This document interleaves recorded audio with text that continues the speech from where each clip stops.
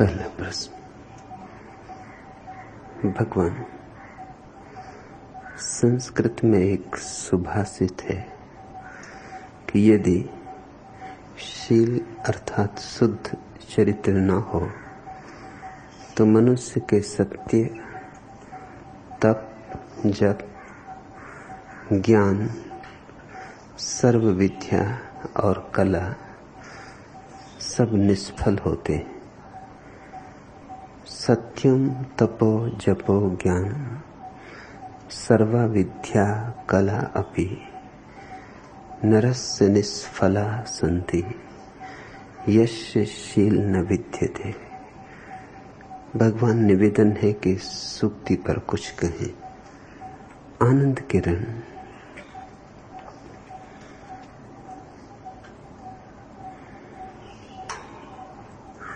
सुभाषित शब्द तो बहुत प्यारा है। संभवतः दुनिया के किसी और भाषा में वैसा शब्द नहीं।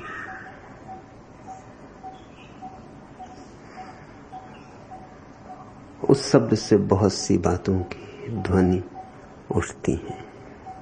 खिले हुए फूलों की, बजती हुई बांसुरी की, अमृत के स्वाद की, मिठास की। जीवन यूं तो जहर है, लेकिन जो न पहचाने न जाने उसके लिए, जो पहचान ले जान ले, जीवन ही अमृत भी हो जाता है।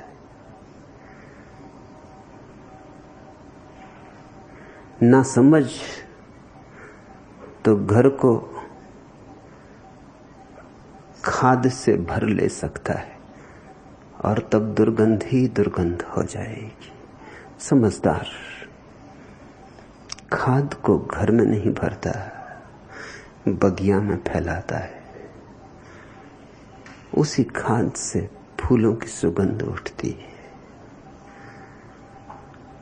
शब्द ही गालियां बन जाते हैं और शब्द ही सुभाषित।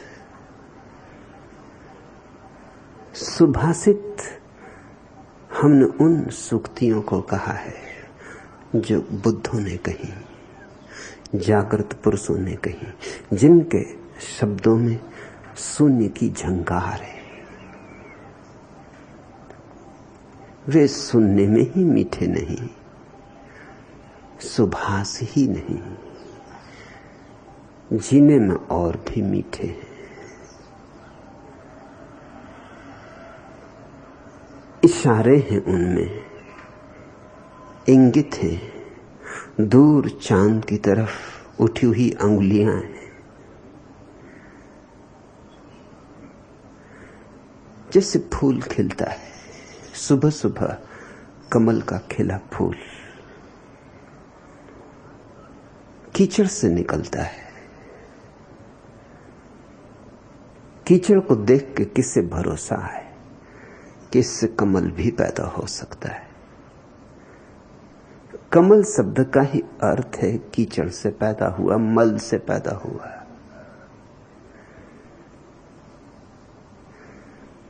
कमल के लिए संस्कृत शब्द है पंकज।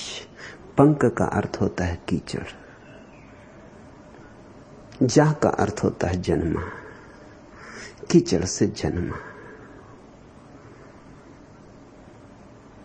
संस्कृत की कुछ खूबियां हैं, क्योंकि जिन लोगों ने उसे रचा, बुना, उसे रूप दिया, रंग दिया, उनमें बहुतों के हाथ बुद्धों के हाथ थे। बांसुरी किसके हाथ में पड़ जाएगी इस पे सब निर्भर। बांसुरी तो बोली है, कौन गाएगा गीत।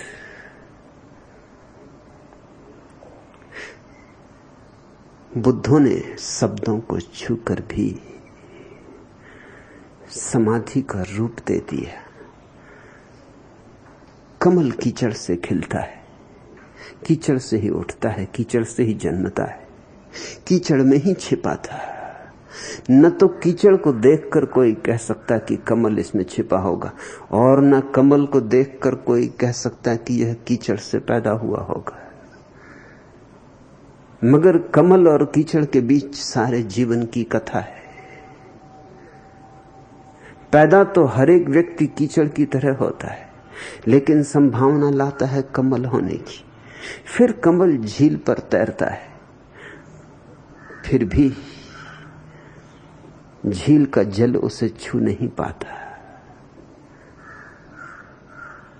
झील में होकर भी झील में नहीं। झील में तो होता है लेकिन अछूता। झील में तो होता है अस्पर्शित। कमल तो झील में होता है लेकिन झील कमल में नहीं हो पाती।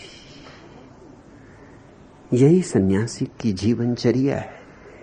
और सुभाषित भी ऐसे ही शब्दों में है, लेकिन शब्दों में मत पकड़ना, नहीं तो चूक जाओगे। शब्दों से बहुत ज्यादा उनमें भरा है। शब्द को ही पकड़ा तो कुछ पकड़ में ना आएगा। खोल ही हाथ लगेगी, भीतर का सार चूक जाएगा। खोल को तो अलग कर दो, शब्दों को तो हटा दो। शब्दों के जाल में मत उलझ जाना। उसी जाल में उलझे हुए लोगों का नाम पंडित है। शब्दों के भीतर झांको, उनमें मौन को सुनो, सन्नाटे को अनुभव करो। शब्द अगर विचारे तो दर्शन का जंगल है फिर, जिसका कोई अंत नहीं। झाड़ियों पे झाड़ियां और रोज घनी होती जाती और उलझाव बढ़ता जाता है। शब्दों पर ध्यान करो। सुभाषित ध्यान करने के लिए है। उनको पियो, चुप, मौन, उनको भीतर उतरने दो। उन्हें मांस, मज्जा, हड्डी, खून बनने दो। वे तुम्हारे भीतर रसधार की तरह बहने लगे। ये एक अलग ही प्रक्रिया है। विचारना बुद्धि की बात है, पी जाना, पचा लेना अस्तित्वगत है, बौद्धिक नहीं। और तब ये छोटे छोटे वचन, ये छोटे छोटे फूल इतना छिपाए हुए हैं। एक एक सुभाषित में एक एक वेद छिपा है। सत्यम तपो जपो ज्ञान सर्वा विद्या कला अपि नरस्य निष्फला सन्ति यस्य शील न विद्यते। जहां शील न हो वहां तप, सत्य, जप, ज्ञान, विद्या, कला सब व्यर्थ है। यह शील क्या है? आनंद किरण, तुमने जहां से भी अनुवाद लिया वही भूल है। अनुवाद में ही भूल आ गई, पांडित्य आ गया। जिसने भी किया हो यह अनुवाद चूक गया, निशाना ठीक जगह नहीं लगा। अनुवाद करने वाले लोग शब्दों का अनुवाद करते हैं। काश ये सुभाषित सिर्फ शब्द ही होते तो इनका अनुवाद बड़ा आसान था। इनका अनुवाद तो केवल ध्यानी ही कर सकते, समाधिस्थ ही कर सकते। अनुवाद तुमने जो दिया है, शील अर्थात शुद्ध चरित्र, ये जो अर्थात आ गया और शुद्ध चरित्र आ गया, फिर सब भ्रांति हो गई, फिर सब गड़बड़ हो गया। फिर तुमने गुड़ गोबर कर दिया, फिर कमल कीचड़ हो गया। कहां शील और कहां चरित्र? जमीन आसमान का फर्क है। उस भेद को ही समझो तो सुभाषित का अर्थ प्रकट होने लगेगा। चरित्र होता है ऊपर से आरोपित, दूसरे सिखाते हैं तुम्हें जो, वह चरित्र। और जो तुम्हारे अंतर से आविर्भूत होता है वह शील। शील का अर्थ है ध्यान से खुली हो आंख, फिर तुम्हारा जो हलन चलन गति है, तुम्हारे जीवन की जो विधि है, शैली है, वह शील। खुद की तो आंख बंद है, खुद तो अंधे हो। किसी ने लाठी पकड़ा दी, किसी ने दिशा बता दी, किसी ने कहा यूं जाना, बाएं मुड़ जाना, दाएं मुड़ जाना, और तुम चल पड़े हो। तुम्हें पक्का नहीं तुम क्या कर रहे हो, तुम्हें यह भी पक्का नहीं कि तुम ठीक चल रहे हो कि नहीं चल रहे हो, तुम्हें यह भी पक्का नहीं कि जिसका तुमने मार्ग निर्देश लिया है वो भी अंधा था या आंख वाला था। कहीं ऐसा तो नहीं कि उसने भी किसी और से निर्देश लिया। यूं सदियों सदियों निर्देश चलते रहते। नानक ने कहा है अंधा अंधा ठेलिया दोनों कूप पड़ंत। अंधे अंधों को धक्के दे रहे हैं, अंधे अंधों को चला रहे हैं और दोनों कुओं में गिर रहे हैं। अंधों की अपनी दुनिया है,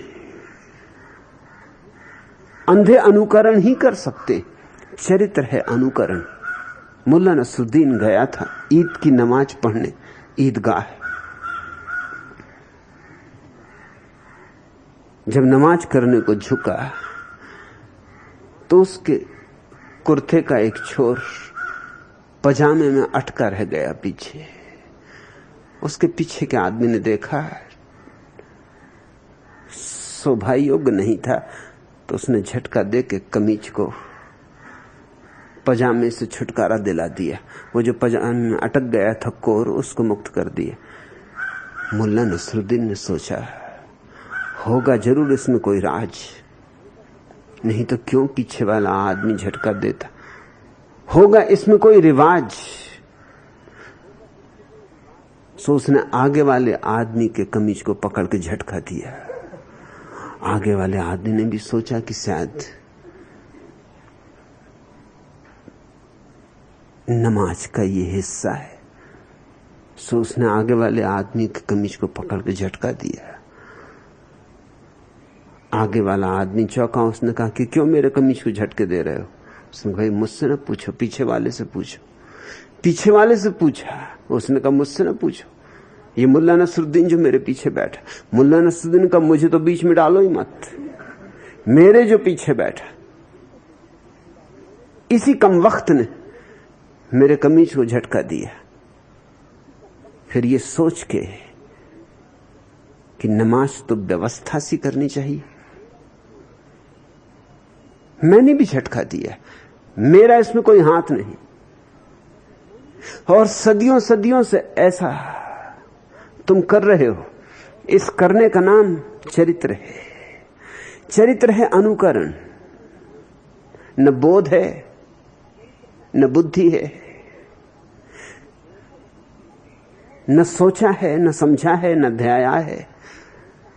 और कर रहे हैं तो तुम भी कर रहे हो। किसी एक घर में पैदा हुए हो, वहां एक चरित्र की व्यवस्था थी तो तुम भी पूरा कर रहे हो। नहीं कर पाते हो तो अपराध अनुभव होता है, और करते हो तो जीवन में कोई फूल नहीं खिलते।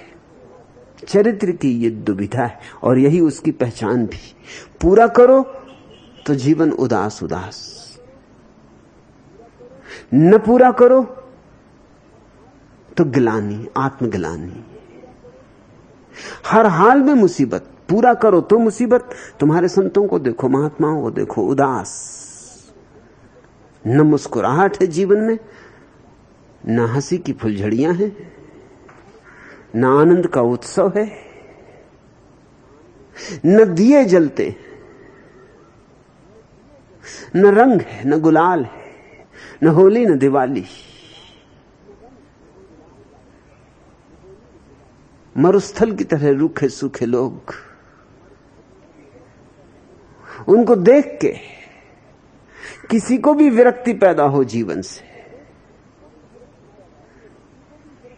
उनको देख के जीवन व्यर्थ मालूम पड़ने लगे, इसमें कुछ आश्चर्य नहीं।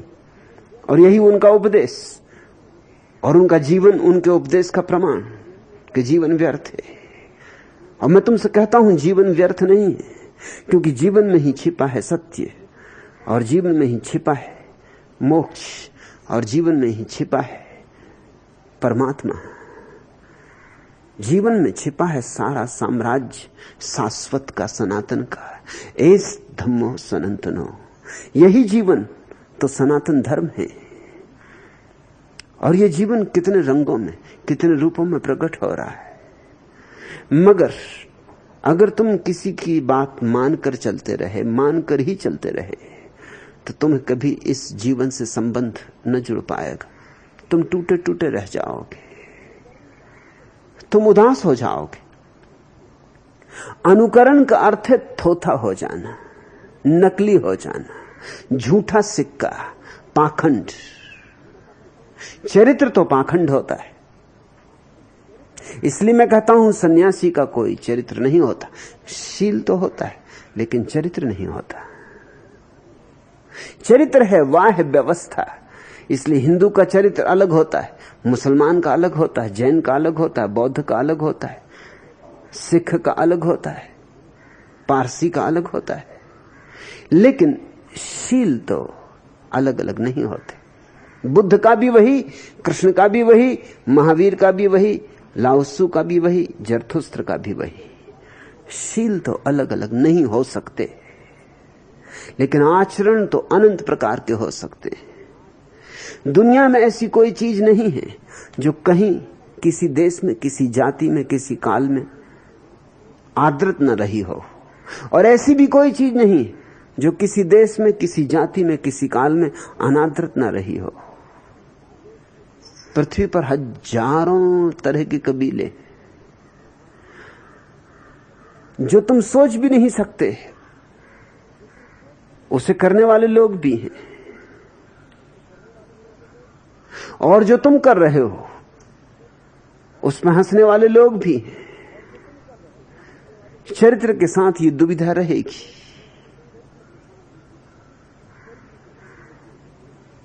एक ईसाई मिशनरी को अफ्रीका के जंगलों में आदमखोर लोगों ने पकड़ लिया।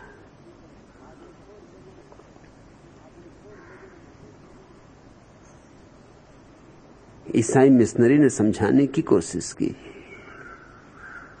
कि तुम ये क्या कर रहे हो, आदमी को मार रहे हो, मुझे मार रहे हो, मुझे बचने की उतनी फिक्र नहीं, मगर तुम ये कर क्या रहे हो? क्या आदमी को खाना उचित है?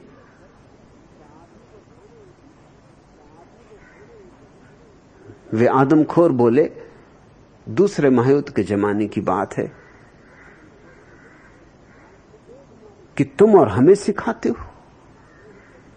लाखों लोग मारे जा रहे हैं, खबरें हम तक भी आती हैं। हम तुमसे ये पूछते हैं, इतने आदमियों को मारते हो तो करते क्या हो? अरे खाने के लिए कोई मारे तो समझ में आता है, न खाना है न पीना है, सिर्फ मारना है। ये बात निपट मूर्खतापूर्ण है। हम तो मारते हैं तभी जब खाना होता है, और तुम तो खाना भी नहीं होता और मारे चले जाते हो, और एक दो नहीं लाखों को मारते हो। और हमने तो सुन रखा है कि यही तुम्हारा इतिहास है, और हमको तुम कहते हो अमानवीय, और तुम मनुष्य हो। बात तो बड़ी सोचने जैसी। 3000 साल में आदमी ने 5000 युद्ध लड़े, अरबों लोगों को काटा है, और ये काटने वाले लोग सोचते हैं कि आदमखोर जो हैं, आदमियों को खाने वाले जो लोग हैं, ये पशु से भी गए बीते, और ये अरबों को मारने वाले लोग, ये ईसाई हैं, मुसलमान हैं, हिंदू हैं, जैन हैं, बौद्ध हैं, ये धार्मिक लोग हैं। महाभारत के युद्ध का अगर हम शास्त्रीय विवरण स्वीकार करें, जो कि करने योग्य नहीं, तो अंदाजन 1.25 अरब आदमी महाभारत के युद्ध में मरे। 1.25 अरब आदमी। अभी भी पृथ्वी की कुल आबादी 4 अरब है। 1.25 अरब आदमी उस युद्ध में मरे, और मारने वाले लोग धर्म के नाम पर मार रहे थे। कुरुक्षेत्र धर्म क्षेत्र। वो जो कुरुक्षेत्र था वो धर्म का क्षेत्र था। धर्म की रक्षा के लिए मारकाट की जा रही थी। अरे किसी और चीज के लिए मारकाट करो तो समझ में भी आ जाए, धर्म की रक्षा के लिए मारकाट। मारकाट से धर्म की रक्षा होगी, अधर्म से धर्म की रक्षा होगी। ठीक कहा उस आदमखोर ने कि हम तो कभी कभी खाते और हमें तभी किसी को मारते हैं जब भूखे होते। यूं हम नहीं मारते तुम्हारे जैसे, तुम हो पशुओं से गए बीते। मिशनरी तो बहुत हैरान हुआ इस तर्क से, बात में तो बल था। फिर भी अपनी जान तो बचाने के लिए उसने कोशिश और भी करनी जरूरी थी। उसने कहा कि तुमको धर्म का कोई भी स्वाद नहीं। उन्होंने कहा है जी, पहले भी हम 2 मिशनरी खा चुके, कोई तुम नए थोड़ी। हम तो मिशनरियों की प्रतीक्षा ही करते। हमें और धर्म का स्वाद नहीं, तुम्हें नहीं। तुमने कभी मिशनरी खाया?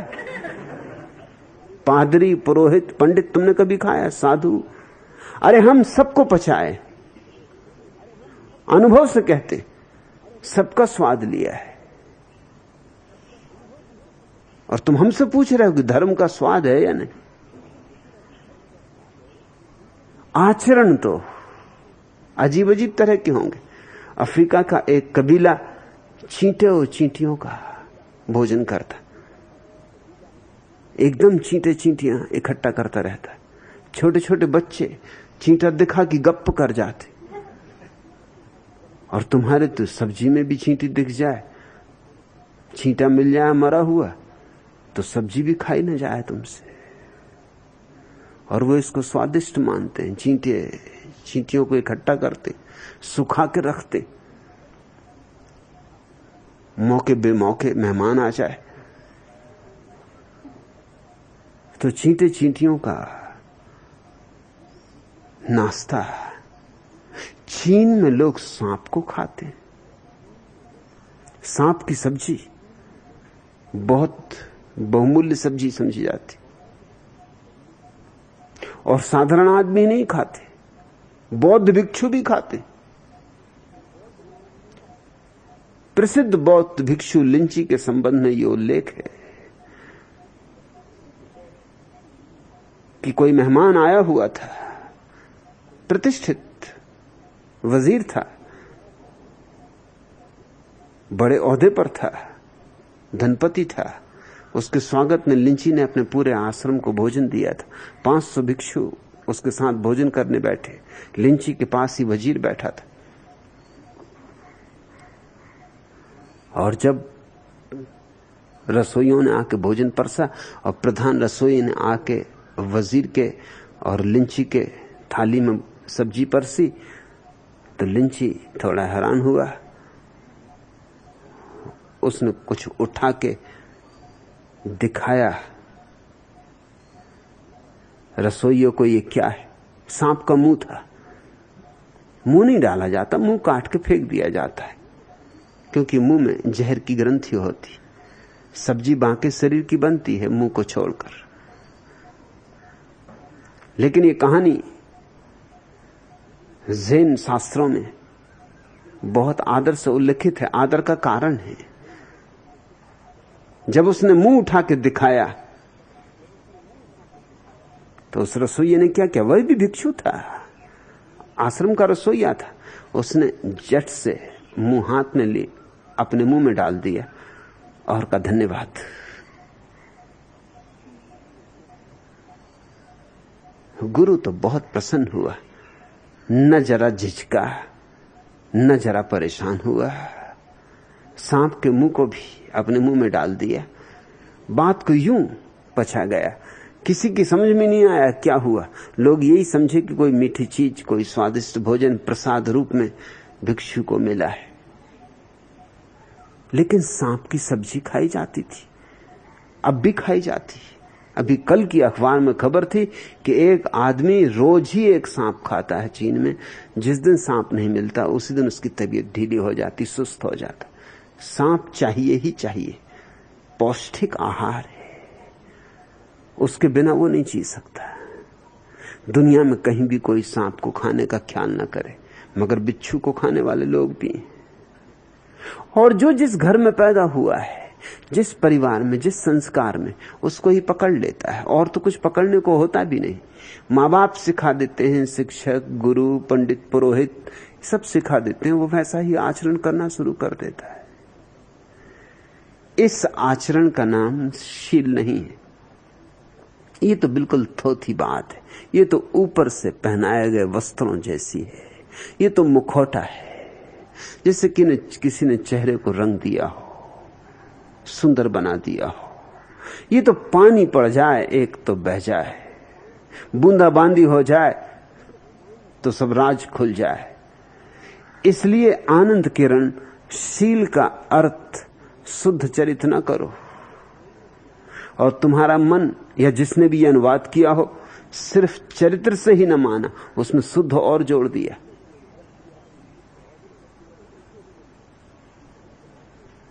चरित्र काफी नहीं, शुद्ध भी होना चाहिए।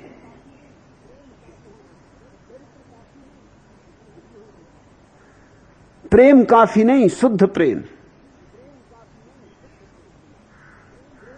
दूध काफी नहीं, शुद्ध दूध। मिलावटी दिमाग हो गया हमारा, हर चीज में मिलावट है। आजकल तो प्रेमी भी प्रेसियों से कहते हैं कि बिल्कुल खालिस प्रेम है, 100%। ऐसा मत समझना कि कुछ मिलावट, कि पानी वगैरह मिलाया हुआ। बिल्कुल शुद्ध प्रेम, कोई फिल्मी नहीं। अब तो कोई चीज शुद्ध नहीं है, इसलिए शुद्ध का आग्रह बढ़ता जा रहा है। जब शुद्ध घी मिलता था तो दुकानों पर तख्तियां नहीं लगती थी कि शुद्ध घी बिकता है, तब घी बिकता है इतना ही काफी था। जब से शुद्ध घी नहीं मिलता है तब से शुद्ध घी बिकता है। अब तो हालत और बिगड़ गई, अब तो शुद्ध डालडा भी बिकता है। अब तो डालडा भी शुद्ध कहां है, इसलिए अब शुद्ध डालडा का भी तख्ती लगी रहती कि यहां शुद्ध डालडा मिलता है। पहले डालडा यानी अशुद्ध चीज थी, अब डालडा शुद्ध चीज है, क्योंकि उससे भी रद्दी घी को मिलाने वाले लोग, घी भी नहीं है उसको भी मिलाने वाले लोग हैं। चर्बी मिला दें, कुछ भी मिला दें। अब तो दवाओं का भी कोई भरोसा नहीं है। अब तो तुम इंजेक्शन ले रहे हो, सोच रहे हो इंजेक्शन हो सकता है सिर्फ पानी, और वो पानी भी जरूरी नहीं कि शुद्ध हो।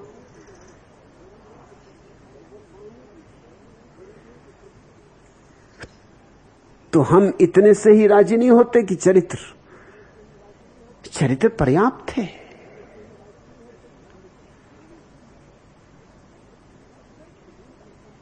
चरित्र का अर्थ ही होना चाहिए शुद्ध, और चरित्रहीनता का अर्थ होगा अशुद्ध। शुद्ध चरित्र का क्या मतलब?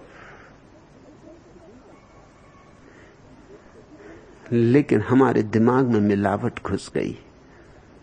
एक तो चरित्र शील का अर्थ नहीं, ये बाहरी आडंबर है। दूसरा, इसमें भी शुद्ध जोड़ रहे हो, आडंबर को और भी झूठा बना रहे हो। शील का अर्थ होता है ध्यान के शून्य में जिसने अपने अंतःकरण को पहचाना है, जिसने शून्य में अपने केंद्र से संबंध जोड़े, जो अपने प्राणों के प्राण से संयुक्त हुआ है, जिसने पहली दफे जाना है कि मैं परिधि ही नहीं हूं, केंद्र भी हूं, और जिसकी परिधि केंद्र से प्रभावित होने लगी, उसका नाम शील है। शील है तुम्हारे भीतर से उगा हुआ, और चरित्र है ऊपर से थोपा हुआ, जिससे कोई कागजी फूल लाके और वृक्षों पर अटका दे। हो सकता है राह चलते राहगीरों को धोखा हो जाए, मगर तुम किसको धोखा दे रहे हो? क्या मधुमक्खियों को धोखा दे पाओगे? कोई एक मधुमक्खी भी तुम्हारे कागज के फूल पर न बैठेगी। क्या तुम भंवरों को धोखा दे पाओगे? कोई भंवरा तुम्हारे कागज के फूलों के पास गुनगुन करके गीत न गाएगा। तुम किसे धोखा दे रहे हो? और तुम सबको भी धोखा दे दो, मगर तुम्हें तो पता ही रहेगा कि फूल कागजी तुमने ही लटकाए। तुम अपने को तो धोखा ना दे पाओगे, तुम वृक्ष को तो धोखा ना दे पाओगे। इन कागजी फूलों को वृक्ष रस नहीं देने लगेगा, और अगर दिया भी उसने रस तो ये गल जाएंगे, ये मर जाएंगे। वह जीवनदायी रस इनके लिए मृत्यु हो जाएगा। असली फूल वृक्ष में लगते, उसका अंग होते। शील है असली फूल, तुम्हारे भीतर उगा, तुम्हारे भीतर लगा, नकली नहीं, बाजारी नहीं, कागजी नहीं। और तब इस सुभाषित का अर्थ खुल सकेगा। तो मैं शील का अर्थ शुद्ध चरित्र नहीं करता हूं। ये अर्थात शुद्ध चरित्र छोड़ दो, ख्याल से ही हटा दो। इतना ही कहो कि शील न हो तो मनुष्य के जीवन में सत्य नहीं होता। क्या होगा? अगर सत्य हो तो शील ही होगा, अगर शील हो तो सत्य भी होगा। जिसने अपने जीवन के केंद्र को जान लिया, उस जानने को, उस पहचानने को ही तो सत्य का अनुभव कहते।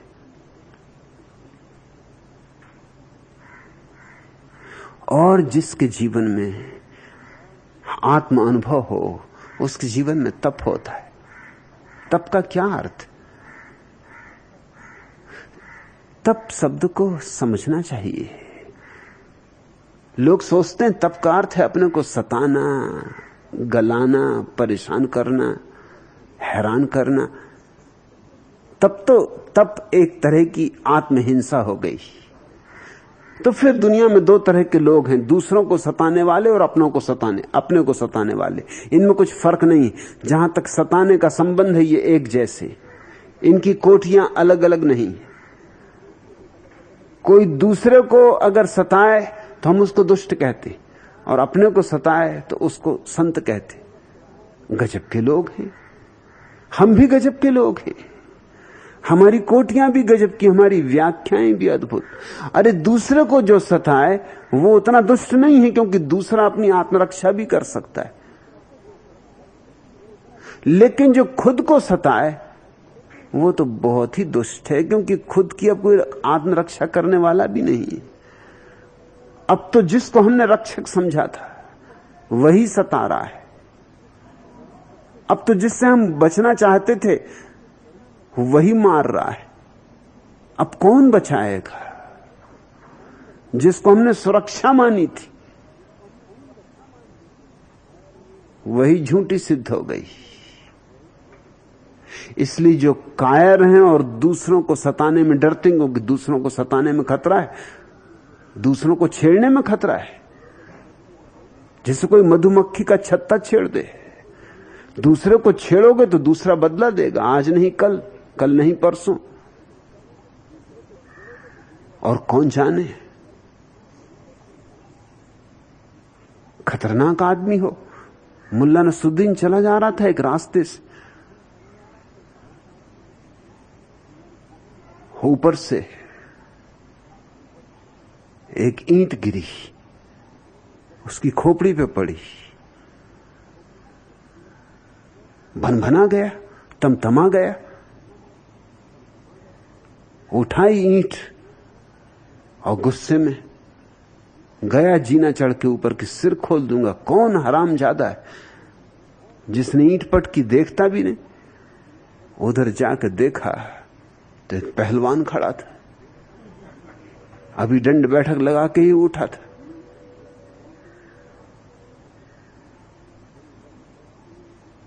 पहलवान को देख के मुल्ला चौकड़ी भूल गए। पहलवान ने पूछा, कहो क्या कान? उसने कहा, कुछ नहीं, आपकी ईंट गिर गई थी, वो वापस कर रहा। अरे कभी भी जरूरत हो पड़ोस में रहता हूं, आवाज दे दी, कोई चीज गिर जाए, कुछ हो तो उठा के ला दूंगा। सेवा तो हमारा धर्म है। भूल गए चौकड़ी, गए तो थे कि खोल दूंगा सिर, ईंट लौटा के वापस अपना सिर मलते आ गए। एक दिन मुल्ला घर लौटा, देखा कि पत्नी के बिस्तर पे कोई सोया हुआ है, दोनों कंबल के भीतर।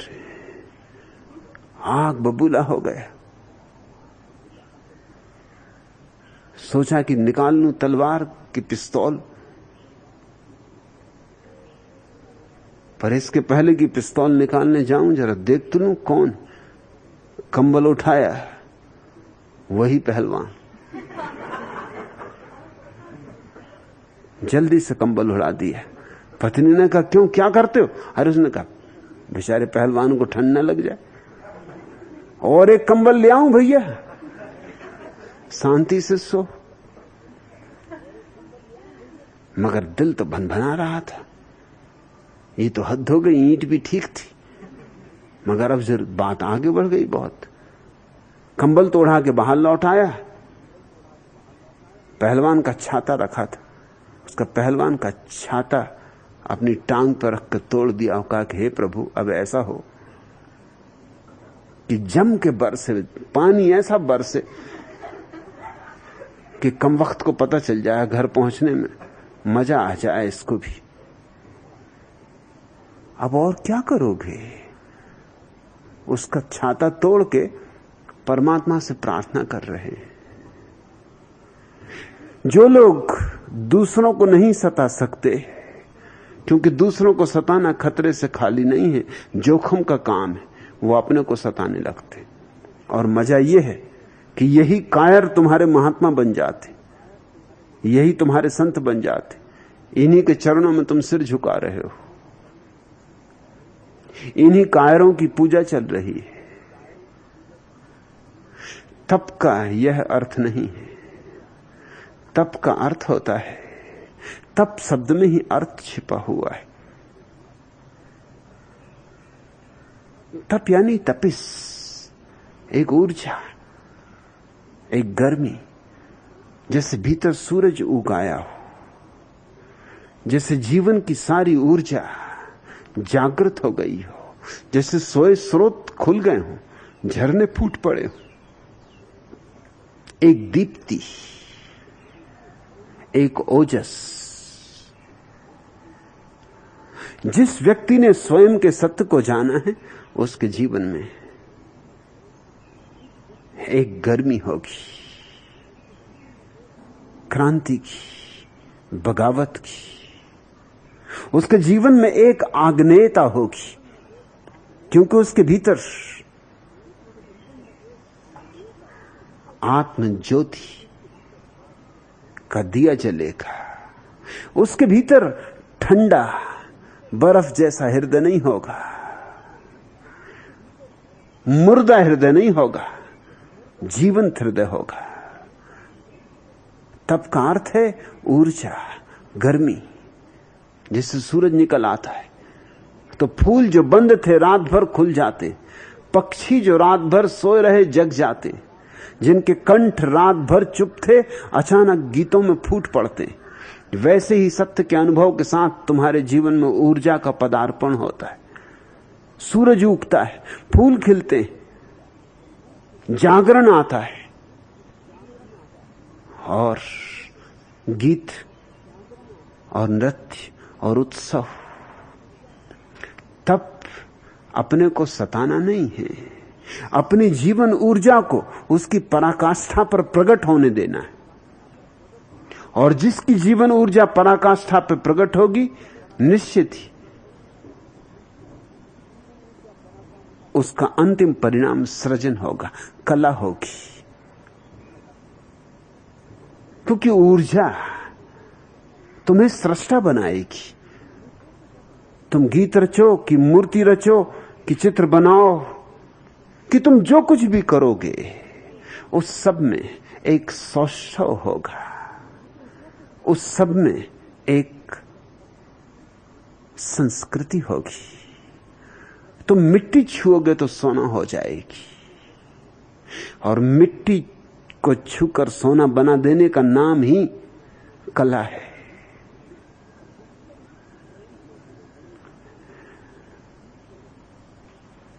जब तक स्वयं के सत्य को नहीं जाना, शील को नहीं पहचाना, अपने भीतर के केंद्र को अनुभव नहीं किया, तब तक सब झूठ है, उसके साथ ही सब सच हो जाता है।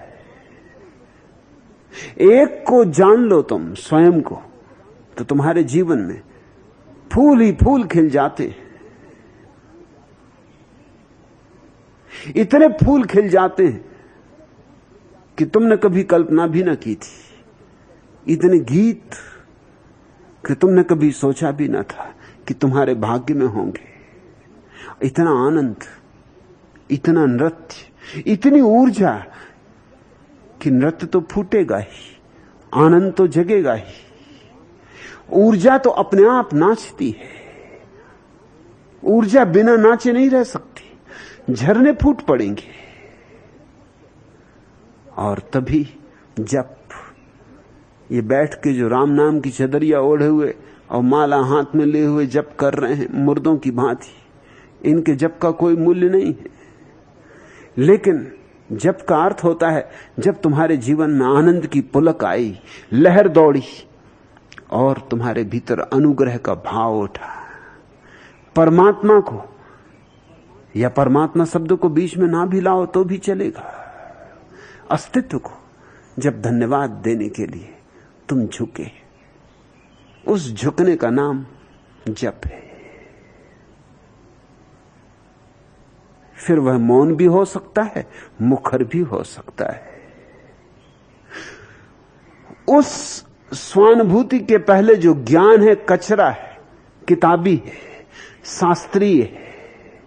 उस स्वानुभव के बाद ही ज्ञान है।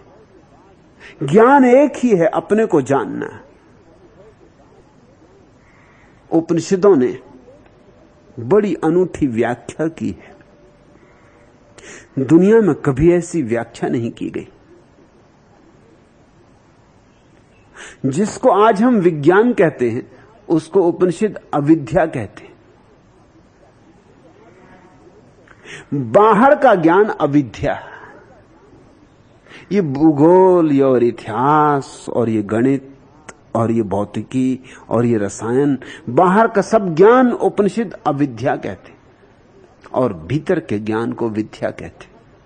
तो ज्ञान तो एक ही बचा फिर, स्वयं को जानना, आत्म साक्षात्कार, और से सब अविद्या हो गया। से सब काम चलाऊ है, उपादेयता है उसकी, लेकिन उससे कोई मुक्ति नहीं बनती और उससे जीवन में कोई आनंद नहीं निर्मित होता और अमृत नहीं निचुड़ता। ज्ञान तो वह जो मुक्तिदायी हो। सा विद्या या विमुक्तये, वही है विद्या जो मुक्ति लाए। ये परिभाषा हुई विद्या की, जो मुक्ति लाए वह विद्या, जो बांध दे वह विद्या नहीं, जो खोल दे सारे बंधन वही विद्या, वही ज्ञान। सत्यम तपो जपो ज्ञान सर्वा विद्या कला अपि नरस्य निष्फला संति यशशील न विद्यते। शील ना हो तो कुछ भी नहीं, भीतर अंधेरा हो तो कुछ भी नहीं, भीतर उजाला हो तो सब कुछ। इसलिए मेरा जोर एक ही बात पर है, सिर्फ एक बात पर, कि कुछ भी हो, किसी भी कीमत पर हो, समाधि को पाना है, ध्यान को जगाना है। ध्यान की अंतिम चोटी को छू लेना है, वही समाधि है, संबोधि है, बुद्धत्व है। उसको छू लिया तो से सब रूपांतरित हो जाएगा, और उसको न छुआ तो तुम लाख वीणा बजाओ। तकनीकी दृष्टि से शायद तुम वीणा वादक हो जाओगे, लेकिन तुम्हारे वीणा बजाने में प्राण नहीं होंगे। तार झंझनाएंगे, गीत भी ओठों से आएगा मगर हृदय से नहीं। अकबर ने तानसेन से कहा था कि तेरा वीणा वादन देखकर कभी कभी ये मेरे मन में ख्याल उठता है कि कभी संसार में किसी आदमी ने तुझसे भी बेहतर बजाया होगा या कभी कोई बजाएगा। मैं तो कल्पना भी नहीं कर पाता कि इससे श्रेष्ठतर कुछ हो सकता है। तानसेन ने कहा, क्षमा करें, शायद आपको पता नहीं कि मेरे गुरु अभी जिंदा हैं,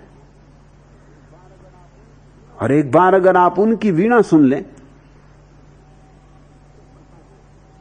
तो कहां वे और कहां मैं। बड़ी जिज्ञासा जगी अकबर को। अकबर ने कहा, तो फिर उन्हें बुलाओ।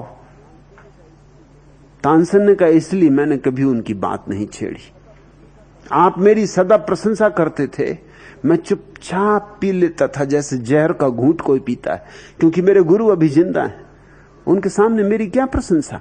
ये यूं है जैसे कोई सूरज को दीपक दिखाए, मगर मैं चुपचाप रह जाता था, कुछ कहता ना था। आज न रोक सका अपने को, बात निकल गई, लेकिन नहीं कहता था इसलिए कि आप तत्क्षण कहेंगे उन्हें बुलाओ, और तब मैं मुश्किल में पड़ूंगा, क्योंकि वो यूं आते नहीं। उनकी मौज हो तो जंगल में बजाते हैं जहां कोई सुनने वाला नहीं, जहां कभी कभी जंगली जानवर जरूर इकट्ठे हो जाते हैं सुनने को। वृक्ष सुन लेते हैं, पहाड़ सुन लेते हैं, लेकिन फरमाइश से तो वो कभी बजाते नहीं। वो यहां दरबार में ना आएंगे। आ भी जाएं किसी तरह और हम कहें उनसे कि बजाओ, तो वो बजाएंगे नहीं। तो अकबर ने कहा, फिर क्या करना पड़े, कैसे सुनना पड़े। तो तानसेन ने कहा, एक ही उपाय है कि ये मैं जानता हूं कि रात 3 बजे वे उठते, यमुना के तट पर आगरा में रहते, हरिदास उनका नाम था।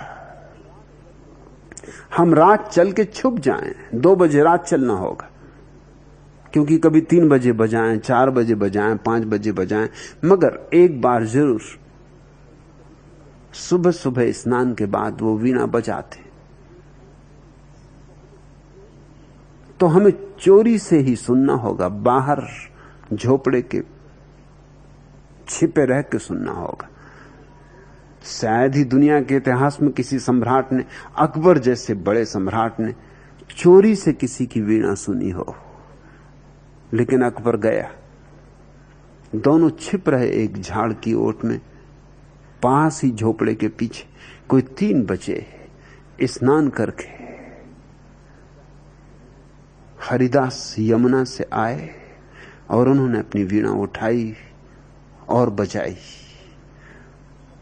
कोई घंटा कब बीत गया, यूं जैसे पल बीत जाए। वीणा तो बंद हो गई, लेकिन जो राग भीतर अकबर के जम गया था वो जमा ही रहा। आधा घंटे बाद भी तानसेन ने उन्हें हिलाया और कहा कि अब सुबह होने के करीब है, हम चलें। अब कब तक बैठे रहेंगे, अब तो वीणा बंद भी हो चुकी। अकबर ने कहा, बाहर की तो वीणा बंद हो गई, मगर भीतर की बजी ही चली जाती। तुम्हें मैंने बहुत बार सुना, तुम जब बंद करते हो तभी बंद हो जाती। ये पहला मौका है कि जैसे मेरे भीतर के तार भी छिड़ गए। और आज सच में ही मैं तुमसे कहता हूं कि तुम ठीक ही कहते थे कि कहां तुम और कहां तुम्हारे गुरु। अकबर की आंखों से आंसू झरे जा रहे हैं।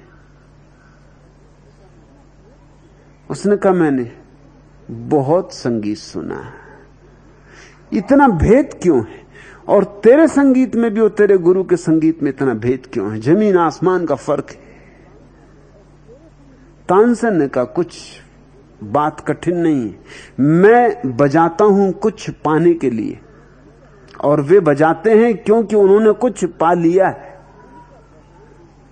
उनका बजाना किसी उपलब्धि की, किसी अनुभूति की अभिव्यक्ति है। मेरा बजाना तकनीकी है। मैं बजाना जानता हूं, मैं बजाने का पूरा गणित जानता हूं, मगर गणित बजाने का अध्यात्म मेरे पास नहीं है।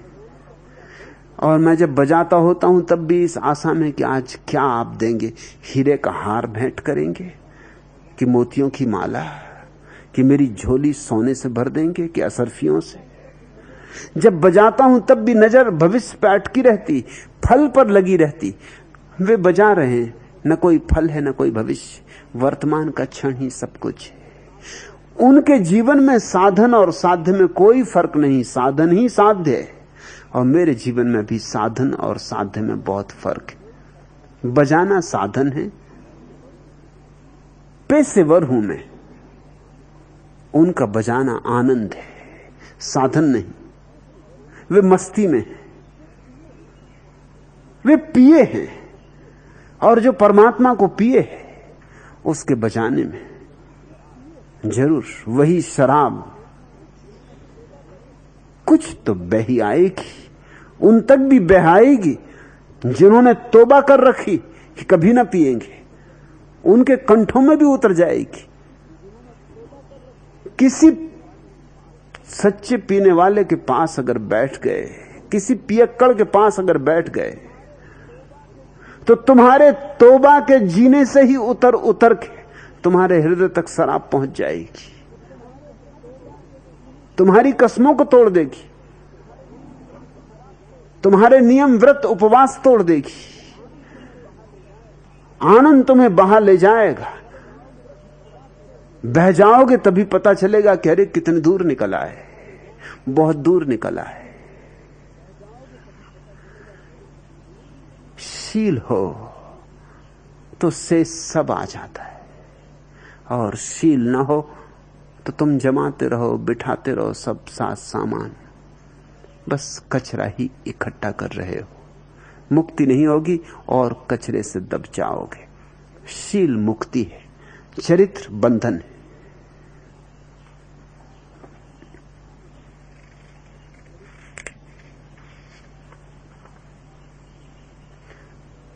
दूसरा प्रश्न,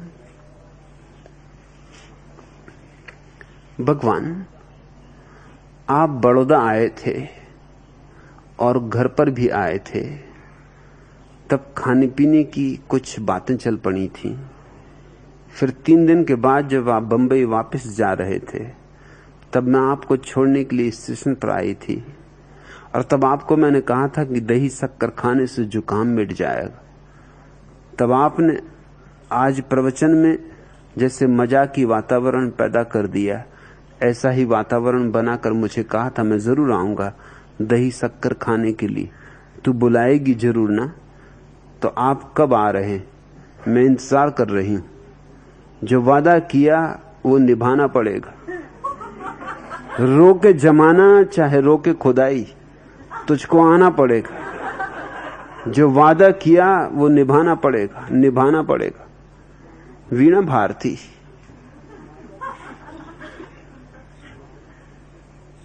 मैं बामुश्किल एक आध प्रलोभन पार कर पाता हूं,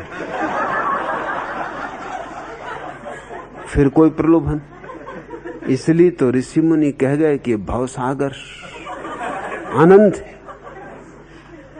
कहां से बात शुरू हुई थी? लस्सी से। बामुश्किल रस्सी से छुटकारा पाया, बूंदी पे आ गई। बूंदी से बचे, रसमलाई पे आ गई। किसी तरह तैर के रसमलाई पार की, आइसक्रीम पे पहुंचे। अब ये दही शक्कर। देख वीणा, इस तरह किसी त्यागी तपस्वी को भ्रष्ट नहीं कर।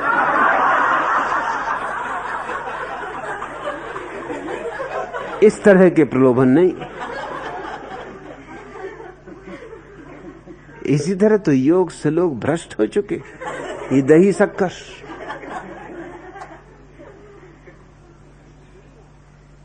मैं तो जरूर आ जाऊं,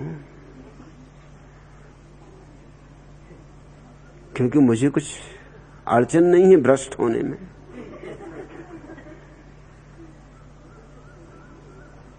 लेकिन फिर तेरी भी सोचता हूं कि तू कहीं मुश्किल में ना पड़ जाए। मैं तो आ जाऊं और तू कहती वादा निभाना पड़ेगा, तो निभा दूंगा। दही शक्कर भी खानी तो खा लेंगे, मगर खतरा यह है कि मैं अगर एकदम से तेरे द्वार पे आ जाऊं तो कहीं तेरे हृदय की धड़कन बंद ना हो जाए। दही शक्कर कौन खिलाएगा? दही शक्कर बनाने के लिए तेरा हृदय भी तो धड़कता रहना चाहिए। इसका पक्का भरोसा दिला कि मैं द्वार पे आऊं तो तेरी धड़कन बंद ना हो जाए।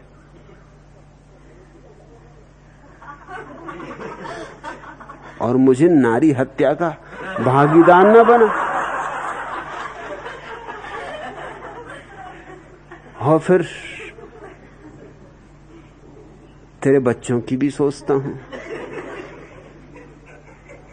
फिर चितरंजन का भी ख्याल आता कि इन विचारों का क्या होगा। मैं नजर से पी रहा हूं, मैं नजर से पी रहा हूं, ये क्षमा बदल न जाए। न झुकाओ तुम निगाहें, न झुकाओ तुम निगाहें, कहीं रात ढल न जाए। मैं नजर से पी रहा हूं, मेरे अश्क भी हैं इसमें, मेरे अश्क भी हैं इसमें, ये शराब उबल न जाए। मेरा जाम छूने वाले, मेरा जाम छूने वाला तेरा हाथ जल न जाए। मैं नजर से पी रहा हूं। मेरी जिंदगी के मालिक, मेरी जिंदगी के मालिक, मेरे दिल पे हाथ रख दे।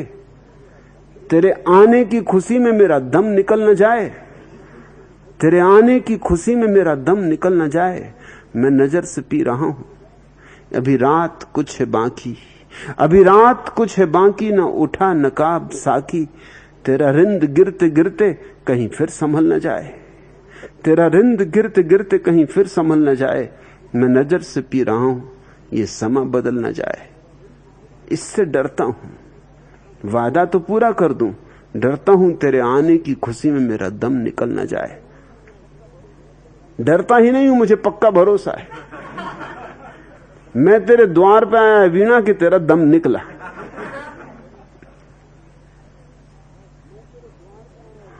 और सच तो यह है कि अब तेरा घर और कहां, मैं तेरा घर हूं।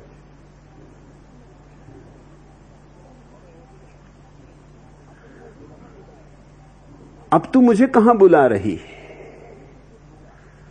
अब तो मैं ही तुझे बुला लिया हूं। मेरे सन्यासी तो मेरे हिस्से हो गए, अब उनका क्या घर, क्या द्वार। अगर कहीं हैं भी वो, तो इसीलिए हैं कि मैंने उनको वहां रहने को कहा है। अब वीणा तो आज कह दूं यहीं रुक जा तो यहीं रुक जाए, दरवाजे के बाहर भी ना जाए। और जल्दी ही रोक लूंगा, जल्दी ही व्यवस्था करनी है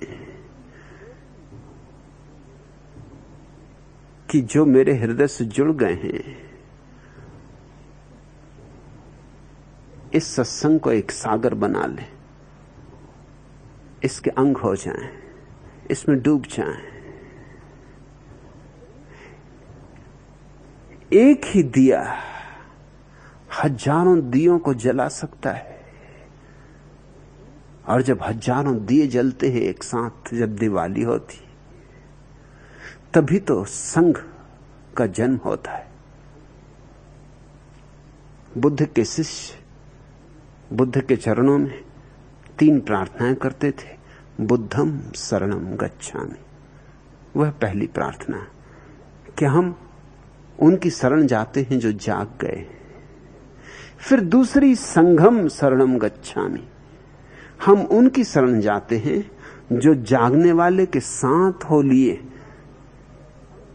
पहली प्रार्थना हम दिए की शरण जाते हैं, दूसरी प्रार्थना उस दिए से जल गए जो दिए, उन सब की शरण जाते हैं। संघम शरणम गच्छामि। और तीसरी प्रार्थना धम्मम शरणम गच्छामि।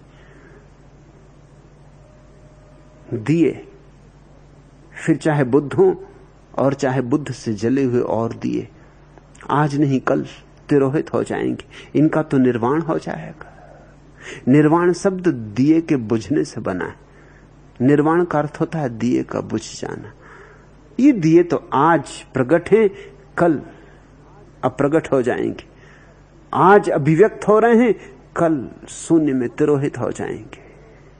मगर इन दियों के जलने का जो राज है, धर्म, हम उसकी शरण जाते। शुरू यात्रा होती है बुद्ध के शरण से, मध्य में आता है संघ और अंत में आता है धर्म। मेरे सन्यासियों ने पहली प्रार्थना पूरी कर ली, अब दूसरी प्रार्थना पूरे करने का समय आ रहा है। संघम शरणम गच्छामि। जल्दी ही ये संघ बनेगा वीणा, तू इसकी हिस्सा हो जाने वाली। दही शक्कर सब ले आना। और देखा तूने मजा, इसलिए तो कहते हैं दुनिया गोल। लस्सी से शुरू किया और दही शक्कर, वो दही शक्कर यानी फिर लस्सी बनी।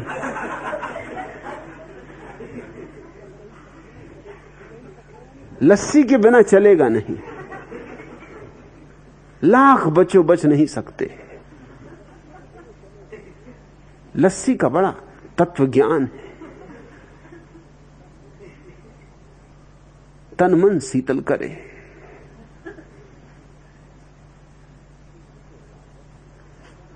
तुझे जो वायदा किया था उससे लाखों गुणों रूप में पूरा कर दिया है।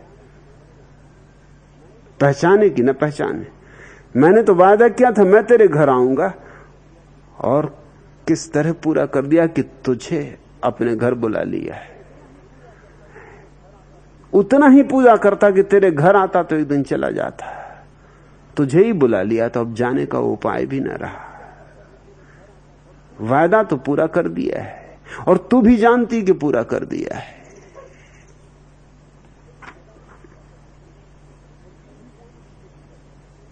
तीसरा प्रश्न, भगवान कल आपने आदर्श जोड़ियों की बात की, क्या इसे विस्तार से समझाएंगे?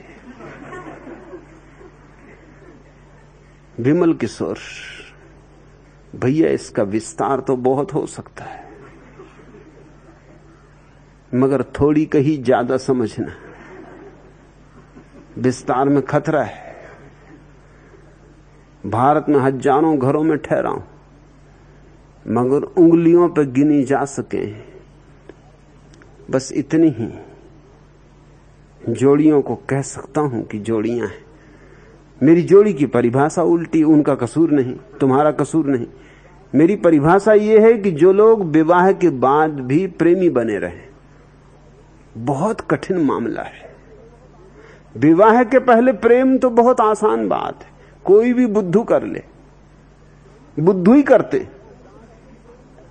विवाह के बाद भी प्रेम बना रहे, कहने की बात नहीं, बना ही रहे, सच में बना रहे। कठिन मामला है, दुस्तर मामला है। विवाह सब मठिया मैट कर देता है। सभी जोड़ियां आदर्श जोड़ियों की तरह शुरू करती हैं यात्रा, मगर 2-4 कदमों पर ही गिरना शुरू हो जाती हैं आदर्श जोड़ियां। मुश्किल से 5 नाम मैं ले सकता हूं, 2 के तो मैंने तुम्हें कल नाम लिए। एक वीणा चितरंजन की जोड़ी है जो कि विवाह के बाद भी प्रेमी है, वैसे ही प्रेमी जैसे विवाह के पहले रहे होंगे। विवाह कुछ भी नहीं कर पाया, कोई फर्क नहीं कर पाया। एक मैंने तुम्हें माणिक बाबू और सोहन की जोड़ी कही, एक जोड़ी है कपिल और कुसुम की, एक जोड़ी है प्रेम तीर्थ की और नीलम की, एक जोड़ी है चैतन्य और चेतना की। बस यूं थोड़ी सी जोड़ियां, यूं मैं भारत भर में घूमा हूं, मगर विवाह के बाद प्रेम का बचना बड़ी कठिन बात है। कॉमेडी फिल्म में भी हम हंसने के बजाय किस्मत पर आंसू बहाते रहे। श्रीमती जी हाल में पिक्चर देखती रहीं, हम मुन्ने को बाहर घुमाते रहे।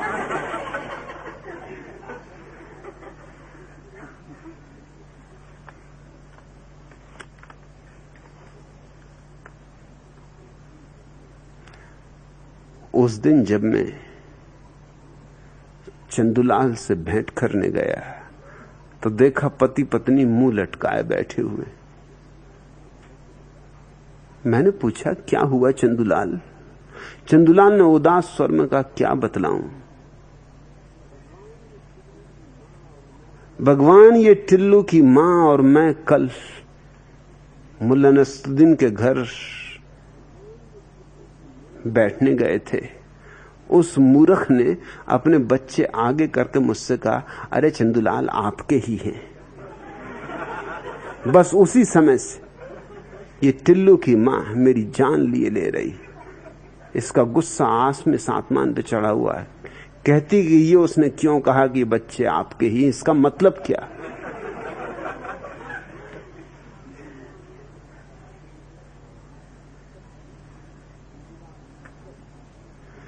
चंदूलाल सपने में चिल्लाए, तू पागल।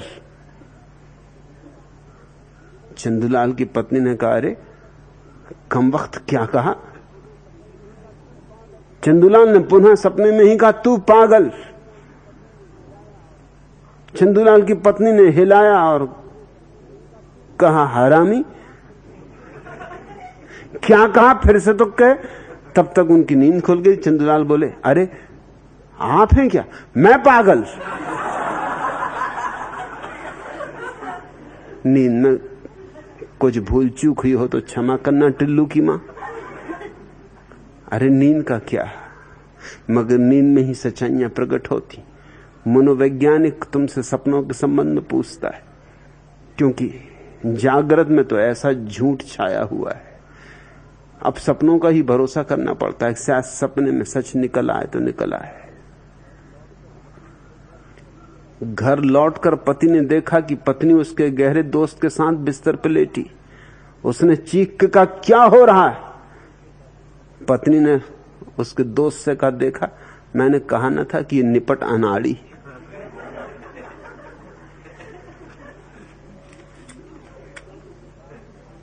बीबी से झगड़ने के कारण चंदूलाल का एक हाथ टूट गया और उसे अस्पताल जाना पड़ा। अस्पताल में उसकी नजर एक ऐसे व्यक्ति पड़ी जिसके दोनों हाथ में पट्टियां बंधी थी। उसने आश्चर्य से पूछा कि महाशय जी, क्या आपकी दो बीवियां हैं? जोड़े तो यूं बहुत हैं, मगर गजब के जोड़े हैं। महंगाई का जमाना, आमदनी अठन्नी और खर्च रुपया। बेचारे डब्बू जी काफी चिंतित रहने लगे थे। आखिर घर का खर्चा कैसे चलेगा? लेकिन उनकी श्रीमती जी को संदेह होने लगा। एक दिन उन्होंने कहा कि सुनो जी, कई महीनों से देख रही हूं चुपचाप बैठकर गुमसुम ठंडी सांसें भरते हो। कहीं कोई प्यार व्यार का चक्कर तो नहीं चला रखा है तुमने? वो बेचारे पड़े हैं 99 के चक्कर में, ठंडी सांसें भरते हैं, मगर पत्नी हिसाब लगा रही कि कोई प्यार व्यार का चक्कर तो नहीं चल पड़ा है। जैसे ही विवाह हुआ कि ये शक पैदा होना शुरू होता है। पति हंसे तो शक, पत्नी हंसे तो पति को शक। पत्नी प्रसन्न आए नजर तो पति सोचता है कि माजरा क्या है। पति प्रसन्न आए तो पत्नी सोचती कि मामला क्या है। तुम देखो पति पत्नियों को चलते साथ साथ। जब भी कोई जोड़ा तुम्हें उदास चलता हुआ दिखाई पड़े तो समझना कि दंपति है। अगर प्रसन्न दिखाई पड़े तो समझ लेना कि पत्नी और किसी की, पति किसी और का है, तभी इतने प्रसन्न नजर आ रहे हैं।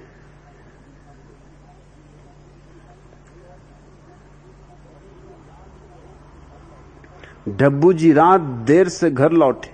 पत्नी बिगड़ी, बोली, ये बड़ा अच्छा समय है घर आने का, जल्दी से मुझे इसकी सफाई दो कि रात को 2 बजे तक कहां रहे, और सच सच बोलना।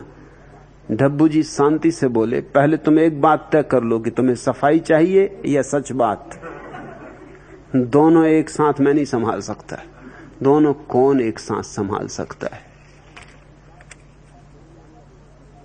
पिकासो से जाकर एक अरबपति ने कहा, मैं आपको आपकी बीवी की ऐसी तस्वीर बनाऊंगा कि मुंह से बोल उठेगी। उस धनपति ने जवाब दिया, माफ करो भाई, पहले से यहां नाक में दम कर रखा है, अब अगर तस्वीर भी बोलने लगी तो जीना भी मुश्किल हो जाएगा।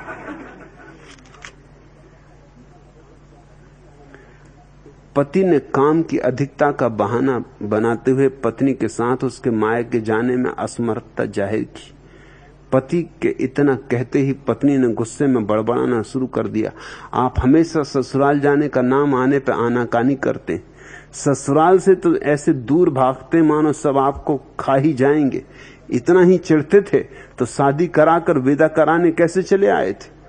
उस समय तो 40 बाराती साथ थे, पति ने कहा, कोई अकेला था? इस घटना को पढ़ के ही मैं जाना कि क्यों आखिर बारातियों को साथ ले जाना पड़ा, और क्यों दूल्हा को घोड़े पे बिठाते हो, छुरी भी दे देते हैं कि घबरा मत, अरे निपट लेंगे बैंड बाजा बजाते हुए। अब तुम पूछ रहे हो कि आदर्श जोड़ी की आपने बात की क्या, इसे विस्तार से समझाएंगे। मेरे पड़ोस में एक आदर्श जोड़ी है जिसने मोहब्बत की तमाम पिछली रिकॉर्ड तोड़ी। एक दिन मैंने अपने एक दूसरे पड़ोसी से पूछा, भैया किस बलबूते पर इनकी मोहब्बत इतनी गहरी है? उसने कहा, आश्चर्य है, तुम्हें मालूम नहीं, पति कवि है, पत्नी बहरी है। आज इतना।